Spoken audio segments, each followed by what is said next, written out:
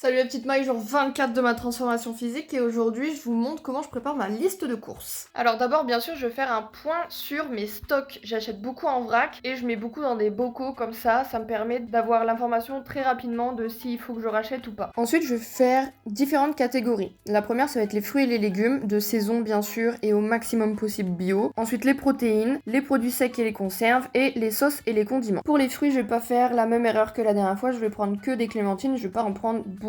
Si j'ai besoin de refaire des courses, je referai. Ensuite, je vais diviser mes repas suivant les différentes recettes que j'ai envie de faire. Déjà, j'ai envie de faire une soupe. Ensuite, je vais faire deux types de curry différents. Donc, il va y avoir un palak paneer et un curry avec des pois chiches, des carottes, etc. Ensuite, les collations et une espèce de sandwich que je vais faire. Un truc en tout cas facile à faire et potentiellement facile à emporter. Donc, je note tous les ingrédients dont j'ai besoin, surtout les légumes pour les recettes. Ensuite, pour les protéines, je vais venir compléter mes repas avec des sources de protéines, soit comme ça, c'est-à-dire œufs, tofu, soit que j'intègre directement dans la recette, donc par exemple du tofu soyeux ou des différents types de fromages. Les collations c'est pareil, je les prévois en avance pour éviter de me laisser dépasser à un moment où j'aurai faim et manger n'importe quoi. Ensuite je prépare les produits secs et les conserves, donc par exemple des haricots verts c'est toujours hyper facile à préparer quand il manque une portion de légumes. Pour mes currys je vais avoir besoin de pois chiches et de différents pains, donc le pain brioché, ensuite le riz et les muffins anglais ça va être plutôt pour la version emportable du repas, donc pour le sandwich. Et bien sûr, je complète avec les sauces et les condiments. Donc là, il va me falloir du pesto rouge, de la sauce tomate, du cacao en poudre, ça va être pour la collation. Et il manque toujours de la sauce soja salée pour aller avec le tofu. Je vais maintenant compléter avec les différentes quantités dont j'ai besoin. Mais en tout cas, voilà, ça vous donne un exemple de comment organiser votre liste de courses pour éviter d'aller faire les courses sans idée claire et finalement acheter tout et n'importe quoi dont vous n'avez pas besoin. Et l'astuce aussi, c'est de jamais faire ses courses avec le ventre vide parce que sinon vous allez vouloir acheter quelque chose pour manger tout de suite et ça va vous porter préjudice. Et si c'est pas rendez-vous demain, c'est rendez-vous dans 96 jours. Ciao!